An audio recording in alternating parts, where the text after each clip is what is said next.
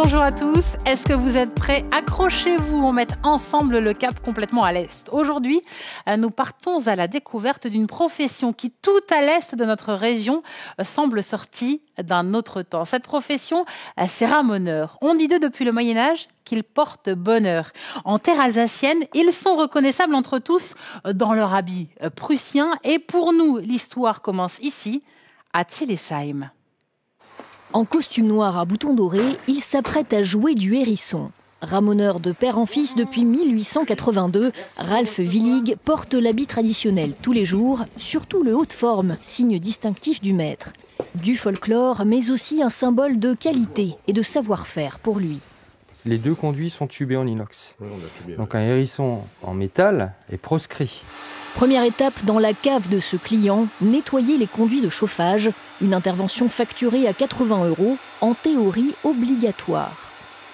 Il y a une seule règle. Et la règle, c'est le règlement sanitaire départemental type qui la régule et qui dit toutes les installations doivent être nettoyées, conduits, installations, tuyaux, 2 fois par an, avec une particularité pour le gaz qui préconise un ramonage par an. Mais en France, pas de contrôle. Alors, en cas d'incendie, les dégâts peuvent coûter cher. Philippe Lorbert en a fait l'expérience. J'ai eu un feu de cheminée. Et là, c'est vraiment un grand coup de stress. Je fais ramoner maintenant tous les ans. Pas de contrôle chez nous, mais des obligations fixées par arrêté préfectoral ou municipal et surtout de gros soucis à venir côté assurance en cas de manquement et d'accident. Rien à voir de l'autre côté du Rhin. Là-bas, les 8000 professionnels du secteur sont incontournables à bien des égards. En Allemagne, les pouvoirs des ramoneurs sont sans commune mesure un héritage de l'histoire. Pour la démonstration, nous partons pour Fribourg en Brisgau. Regardez. Vous ne pouvez pas utiliser de nouveaux systèmes de chauffage sans attestation de passage du ramoneur. Il doit faire les contrôles nécessaires avant utilisation.